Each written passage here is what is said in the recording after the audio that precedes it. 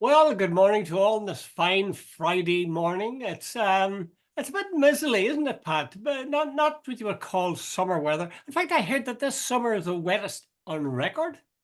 Have you heard Could that? well be now, and the warm climate that is Donegal. There's no rain. It's not Musway. I don't know where the hell you live, but it's it's the grey skies of Ulster and the blue skies of the Republic. No, Well, it's I always said actually Donegal would be a it's great place to put a roof on oh Jesus, tell me about it. it. But as my brother said quite recently, he said, "I think I should have invested in a boat rather than a car because it's that wet." Well, you see a lot of places are going to have to do that, places like Venice and so on, that the Yeah. rising tides of the oceans with climate crisis will actually just simply those places will cease to exist as they Yep. stand. Yeah. So there you go. Okay. Oh yes, I want to tell our listener, our viewer, to make sure Yeah. to press the subscribe button. That's I what Jude, subscribe button. our new short and sharp style.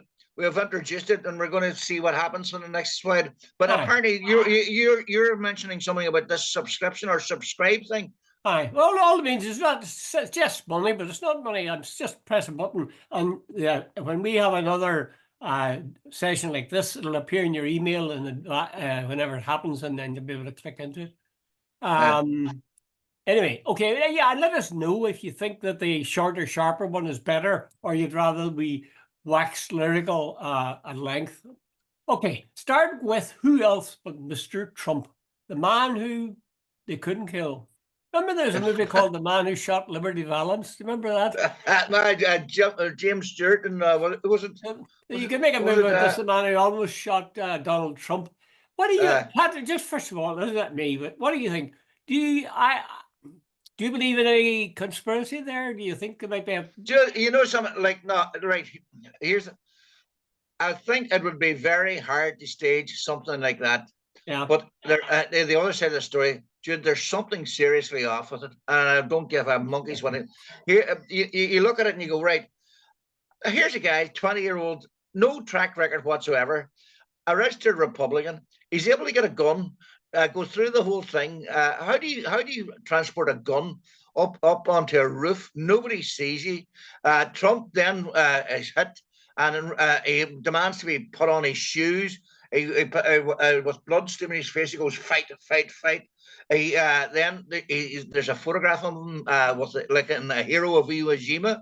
Then there's a Chinese factory apparently ready to roll that very evening with mass producing posters with the image of Trump, like the modern day Jesus Christ, the Christ like risen from the dead. And it all seems to be so stage managed. And Jude, old bones for Trump apparently was known as a physical card. Now suddenly he's got balls of steel. This just doesn't add up. Yes, I tend to agree with that. On the other hand, people say you're seeing some conspiracy where there is none. Yeah, I know, Jude, and it probably is a conspiracy theory. But just the way someone it just rankles a wee bit, and you're going, okay, on the evidence, it was an assassination attempt. But Jude, that doesn't mean to say we're all fools. That there's something not right. Some not right. Some not right. Okay. What did you? You didn't see his speech, but did you Oh, hear? I read a wee bit about this morning. Jeez, I wasn't going to sit up and listen to that clown. Well, he went on for over an hour and a half. Apparently, it's a rambling and bizarre speech. He said he could stop wars with a phone call, and he said what apparently I was reading. He said it was a providential moment from God type thing that saved him and all that sort of stuff. Do you know something? The more I see American politics, somebody said to me the last day, and a civil war is nearly impossible. And I heard I didn't catch his name. There was a guy on RTE, Yeah. and he says, America is getting like what Northern Ireland did 50 years ago. And there's not an awful lot of truth in that. They're going two different ways. That's true. That's true. There's an awful lot of turmoil in the place and lack of agreement and crises. J.D. Vance was appointed as his vice president. I've been looking up on this guy. What's your opinion on J.D. Vance? He's an interesting guy. I looked at all they have on Wikipedia. Now, some people are contemptuous of Wikipedia. I'm not. I think it provides an awful lot of information. It's very interesting. He's got a huge screed of information about Vance. Mm. And I'll be honest with you, some things about him that I like, if what the Wikipedia says is true, and there's some things, of course, that I dislike, in fact, detest. He opposes, here are just a few facts about him. He opposes free market capitalism. Yeah, He's unlike most mainstream, differs from mainstream Republicans on taxes, on minimum wage, on unionization, on tariffs, and on antitrust policy. yeah. And he is opposed to American military in Ukraine, or the aid to Ukraine, as we know already. It's just a lot of things about him. I know some people were saying that you should say that because he's a Catholic. He became a Catholic. Yeah, Did you know? Forget about that. Did you know he's had 3 names? yeah, yeah. Amazing, amazing. Like, I Aye. know it's all perfectly legit. Like, it's got to do with his mother, third husband adopted him, and then he took his Something name, like that, yeah, and yeah. then when he got married, he took another name. But it's sort of odd, really. Well, yeah, see, well, A, he wrote a bestseller, and you have to take your hat off for guys who write bestsellers. Yeah, And B, he does seem to have a lot of talent. He yeah, um, he seems to be smart. He was involved with organizing venture capitalism. He got summa cum laude. He was very top of his class, as far as I know, in his law degree at a jail. Yale. So, God, I don't know. He's I tell you, I would be more afraid of Vance than I would of Trump, because Trump's Yeah, easy to mock. He's just a bloody idiot, in my opinion. yeah. But Vance is no idiot. No idiot at No, all. yeah, Um, he is unusual, but you can see in that sort of Ohio area that he's with the Rust Belt, right? yeah, Jude, he is definitely not your normal Republican. In fact, no, there's quite a lot of them to like. It's the other bits that you detest it causes you the problem. He's he wants to tax the big corporations. He's in favor of raising the minimum or raising the minimum wage yeah, for workers, unlike a lot of the Republicans as well. He's very pro-union and wants workers' rights and so on. Sure, that's all very laudable, and I would support all the rest of it. But he's things, and you see, there's another thing too. You can look at this.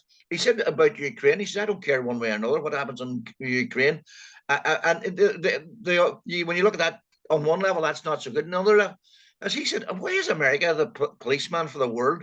mm. Why are, and basically too, if I was an American and a young kid, why are my children going to have to fight wars in Europe for something that's got nothing to do with us? Which You know, they've been doing for generations, Pat, for generations, different places.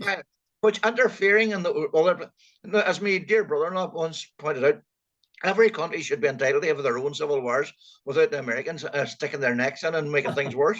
Yeah, Remember, as Brenton Behan says, he never saw a situation that couldn't be made worse by the arrival of a policeman. And the Americans are doing that. So, Jude, there's all that, but then, of course, Jude, there's the unwavering support for Israel. That he yeah, basically says keep on doing whatever the hell they like. totally Uh, agree with that. Yeah, and and so the other thing, the culture wars. Do you see the American that right wing culture stuff that the Americans? He's anti anybody that's gay. He's anti immigrant. He's anti all this sort of stuff. And you're going, good merciful Jesus. Basically, Jude, what he's doing, and as is Trump, they're the dying kick of the old white mum apple pie and the picket yeah. fence. Well, I like to think it's a dying kick. I'm not sure it is. I think it's a resurgent kick. The only one consolation I have, or maybe it's a depressing thing, is that he contradicts himself. He not contradicts, but he changes his opinions. And people Yeah, say he changed opinions just like the weather, depends on what's going on. Like he said, I'll never be a Trump guy. That was in yeah, 2016. And he yeah, compared Trump to Hitler and several other things, said he was an idiot yeah. and so on. And now he says, well, after Trump's tenure in office in 2016 to 2020, he now thinks he's a grand guy. Mm. Tell me this, Pat. Can you think of 2 things, 1 thing, 3 things that Trump did during his term of office that would make all those loyal people scream for Trump again and see him as a savior? Can you think Not of at 2 all, things? Jude. I think the guys like JD Vance are chameleons. They're going to bend into the color, whatever that's out there, Mm. and become part of it. Jude, Joe Biden's economic figures are better than Trump's, even though that's not. Trump's handling of the COVID crisis was far from stellar. Yeah, You yeah. know, he didn't build the wall. You know, he divided America. He refused to accept that he had lost an election. Where's this sort of? He was a great president, the Well, greatest. Pat, He speaks to old white men, and that's what it's. Pat, there's more to it than that. You look at the convention in Milwaukee. Yeah. Those people think he's God on earth. They Yeah. are hysterical in adoration of him. And there, of Yeah. course, there's oldies among them, but there's young people among them, and there's middle-aged Yeah. people. They Yeah. don't seem to see what it's as if he had had the most successful term in office ever, because Yeah. they are just can't wait to get him in again. Like, I Yeah. honestly don't remember him doing anything apart from that meeting with the guy from North Korea Yeah. who walked down. They stepped into North Korea for 2 seconds, back out again. Yeah. I don't know. Should we be, Pat? Well, I have to leave this topic now. We're going to be short, but should we be cheered? Should we be? I mean, is it a romp home for Vance and Trump, and then we'll just hold our breath? Yeah, I think so. That's Jude, you know, apparently yesterday Nancy Pelosi said to Biden privately, I don't know how privately, because everybody seems to know about it, that it was time for him to you know, shut up shop. Do you agree? I do too. Every time I see him, it's sort of almost a joke now. You see him coming down the steps of the plane. Oh my God! You know, it's just awful. And somebody said that Mike Pence had as many facelifts as Joe Biden, and it suddenly struck me. You know, his face is a mask almost. Nothing moves. Desperate. Okay, enough of that stuff. Let's move on to Ireland isn't full, Dermot Ferder says. Now, he's the prof from UCD. You know this thing that Ireland is full and we can't take any more immigrants. And things are getting worse and worse. Culloch, the rioting there and the burning of equipment and so on. Ferder makes a couple of interesting points. He goes back 70 years and he says there was a book came out, and prominent among those who wrote in it was a guy called Brian McMahon from Kerry, and that he noted that 10,000 people had emigrated from Ireland that year. And he moves around. No, Jude, it was 40,000 emigrated that year. Was 1954? 40,000. Jeez. I thought 10 was bad enough. Oh, 40,000. He also said he walked around, he went around different parts of the country, and he said all he could really see essentially was old men and women unmarried. Oh God, that was the most depressing sort of vision that he gave. And then we had immigration again in the 1960s and the 1980s. And anyway, Ferder quotes with approval Arthur Griffith, who said Ireland was capable of dealing with or sustaining a population of pre-famine levels. That's 8 million, by the way, or more. And this notion of Ireland being full is a load of rubbish. So, how do we treat these people who say Ireland is full? Jude, I was in Dunlow yesterday, which is about 40, 50, maybe 70, 60, 70 miles from where I'm living now.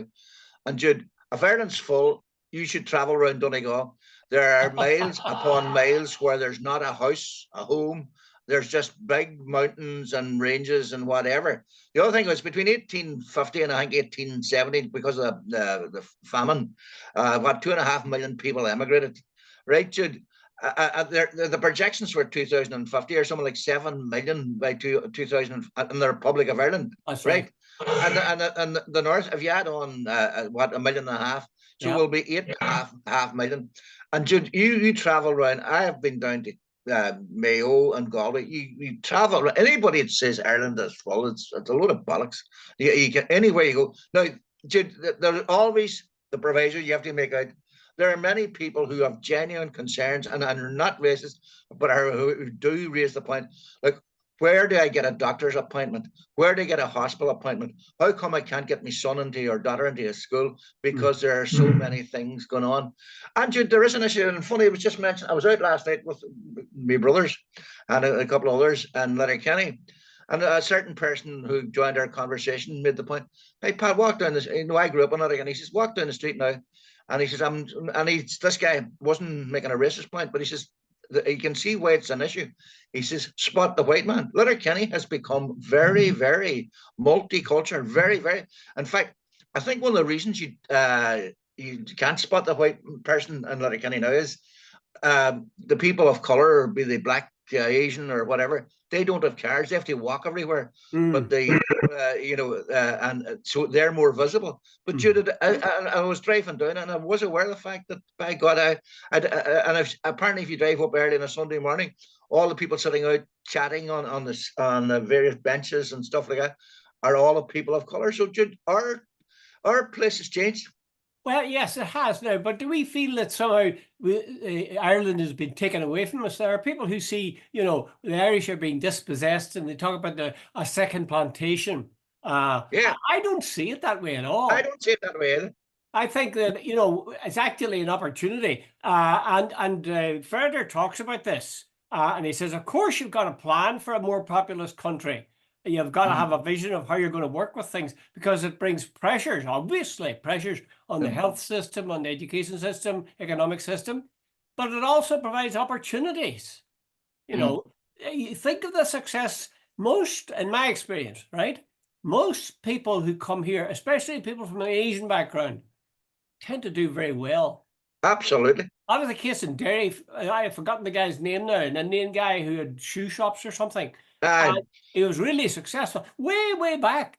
I mean, the Irish are good that way too if they're abroad. The Irish go abroad. I think he was called Sumra, if I remember correctly. Yeah. But you see, if the opportunity is there and if they're integrated properly, I think really what people are saying when they say Ireland is full, they're saying we are being presented with this as a fait accompli. For example, at Clúach, during the night, they cleared the area where these guys were going to be held, or going to accommodate them. That sort of stinks a bit. You ask yourself, why are they doing that? It's being a bit sneaky, really. And you could either say they were afraid that the far right would provide problems, or you might say that they were trying to do a quick one on the local people and force something onto them without negotiation. Yeah, well, that's exactly what happened, Jude. I think what happens, if there's no communication or integration with or interaction with the local community, it's almost as if you're trying to hide someone. Like they went into Clúach, Jude, about 3 o'clock in the morning, Monday morning, Sunday night, Monday morning. Like what? It just gives the far right, the conspiracy theorists, oh, wait a minute, look, these people are coming on top. But Jude, there is one other point, and we better move off because we said we're going to keep it short and sweet. How many people... How many refugee centre or immigrant centres are set up in Dublin 4 or Dublin 6? There's plenty of money there. Out about Balls Bridge, they're not going to happen there. No. You can bet your life. So Jude, there is a wee bit of what would you say, snobbery involved here. These places are put up in the working class areas. Come, let's put them in Derry, Talbot Park, and see what happens.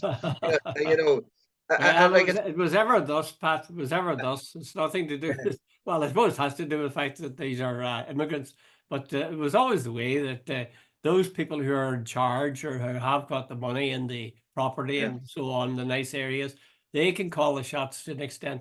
Maybe that's the kind of thing people should be addressing in the South, rather than this question of saying Ireland is full. Should be saying things like, why is this community been chosen? And again, I would say once more, for God's sake, why doesn't the government lay out the facts of what's happening?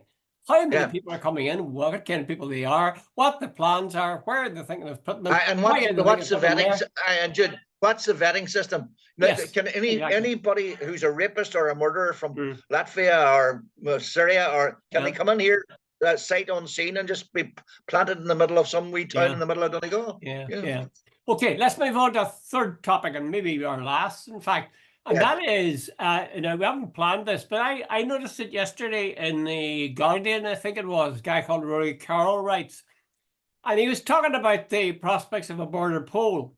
And he's saying that a new Prime Minister of Britain, Starmer, is not too worried about it because he figures that it's not going to happen very soon. And the main reason Carroll, this writer, this columnist for the Guardian, points to is that Sinn Féin in the South have slumped. So really, are we? I mean, all the talk we've gone over about a border poll and so on. Maybe it's a busted flush. Maybe it's like Scottish independence. Yeah, no, I don't think it is, Jude, but what I do think it's going to sort of ebb and flow a wee bit, Jude. Sinn Féin were on what 37% about a year and a half ago, 18 months ago, type thing. They're now down to 18%, and the whole issue is a lot of this immigration. Sinn Féin do seem to be a lot of their supporters are hard line about immigration. Yet the party seems to have a sort of different approach. They need to sort themselves out. The other side of the story, of course, Jude, is in the north. They sent out 7 MPs and they came back in again with increased majorities. So the border poll from the northern point of view hasn't gone away. And if they sort themselves out in the Republic, it should improve there. Yes, if they sort themselves out, but that's a hell of a drop from 37 to 18. It was at a time that they were all things to all men. And they wanted more housing and more healthcare, and those were all very popular things. And then the first real big issue where was this immigration thing, and they had to take a stand somewhere. Do you think that they'll recover in time for the election? I think they'll do better in the general election, Jude. The other thing as well, as I mentioned, I think on at least a couple of occasions, Sinn Féin do not have a big in-depth party structure, unlike Fianna Fáil. Jude, right, here's a quick example. If I'm down about Laois or Carlow or Tipperary, and Daddy voted for the Fianna Fáil guy and Granny voted for the Fianna Fáil guy or the Fine Gael guy, what's happening Fine Gael? There's some wee boy starting out from scratch who's no track record, and he stands for Sinn Féin. They have never stood any there before. They have no party apparatus in the area. They have no. They're just starting from scratch. Like the chances are, I know Jimmy. He's the Fianna Fáil councillor. The family all know him. We'll vote for him. That's local elections. When it comes to the national elections, I think it could be very different. I certainly would hope so, but it's quite alarming. And when Carol drew that parallel with the downfall, let's face it, the downfall of the Scottish Nationalist Party, which had been running. Hold on. I think that's a false comparison. Look what happened in this SNP, Jude, is the financial scandals, and it's got nothing to do with the issue. A lot of people, and there's what's that, Jude? They're 17 years in power, and they haven't improved a lot of the Scottish people that much. By the way, Jude, before we go, what did you make of Ursula von der Leyen getting elected? Oh, my heart sort of sinks, to be honest with you. I maybe it's unfair, but again, we're talking about the importance of projecting yourself. Joe Biden looks such a weak figure, and Trump looks such a big hearty figure despite his bandaged ear. When I think of Angela Merkel, and then I think of Ursula von der Leyen. Ursula von der Leyen looks so sort of lightweight, literally and metaphorically, compared to her. And I don't think she is. I tell you one thing, she's pushing hard, as far as I can gather, Ursula von der Leyen is, for a European army, and Europe to be more security conscious. I know all the countries to spend 2.5%. I dislike the sound of that vastly. I'm against that. Now, maybe is that me being simple? I mean, should we not face the facts? But you see, here, somebody says to me one time, you have to live in the world of real politics. Right? Say Trump gets in and America first policy, he starts pulling out, he's saying, right, Europe, you can look after yourself. Like Putin isn't a nice guy. He invaded Poland, he went down to Donetsk, he went to Crimea, right? If Europe sitting with Poland undefended and Germany really relatively undefended and keep going, maybe the reality is whether we like it or not, maybe we should be spending 2.5%. Well, I just know that it seems to me that countries, there's a kind of a fever takes over, and people say, well, obviously we're going to have a war. 10 years ago, 5 years ago, that would have been ludicrous. I don't think so many things have changed that radically. I'll tell you something now. I'm with Vance in terms of, I know that other people disagree, but I'm with Vance in terms of let Americans stay at home and maybe stop shipping arms to the Ukrainians and let the Ukrainians come to some settled deal. Because to my mind, there's all sorts of pressures and historical positionings and geo-political stuff that we don't take into account when we present this picture of poor little Ukraine being bashed around by horrible, nasty Hitler-like Putin. For example, I don't think that Putin really will march on to the next country. I really don't. I don't think so either. But having said that, he is such a fucking lunatic, pardon the language, that you're never sure. But here's the thing, Jude. I think really von der Leyen got elected because she was the choice of the lesser of two evils. It's the same situation in France with Macron. Everybody, they suddenly said, "Wait a minute, the alternative is worse." Like we don't like. I don't think she's particularly popular. It was touch and go until the very last minute, and then I think to stop the far right parties getting, who want to break up Europe, even the Fianna Fáil guys refused to vote for. And Lynn Boylan made a brilliant speech yesterday against her. Absolutely brilliant, and she's only allowed a minute. But you know the way you can do something in a minute. She absolutely destroyed her, but her support for genocide in Israel and Gaza and so on. So, Jude, I think von der Leyen got elected not because she's beloved, but because the other alternative was whatever. Well, just final point, and you take 10 seconds, Todd. What do you think of Mary Lou receiving a death threat? Jude, I think that's disgraceful, and I got to admit, people like Simon Harris and the political establishment have all been very good coming out and saying, "Wait a minute, this is totally unacceptable." Jude, there's something happening where it's back to this far right thing. Jude, I've seen these people. These people are thugs. They're racist, and Jude, they're full of conspiracy theories. And Jude, even if you provided them with, a bucket full of evidence, they would still say, "Oh no, it's my opinion. No, you're wrong." I've seen it, Jude. Jude, let's go back a bit. Trump is a liar. He's a cheat. He's a narcissist. He's a megalomaniac. He's an adulterer, and they keep on. And yet, I've got involved in social media with people saying he's a role model. This man's a great president. You're going. About 10 years ago, he would have been considered, a prize candidate for, prison for, whatever. And yet these Bible thumping new, American right, they're thinking, oh no. Donald Trump as the greatest. Yeah, it's very hard to show. I reluctantly, I sometimes say, and then I regret it because it's not true, but I reluctantly say there's at least a part of the American population who are bloody idiots. That's it. That's exactly. If this man was in office for 4 years, did bugger all for them, and here they are now saying, "Oh, he's going to do great things for us." That doesn't make sense at all. Okay. On that note, thank God they have our wisdom to counter their stupidity. Absolutely. Okay, Pat, all the best.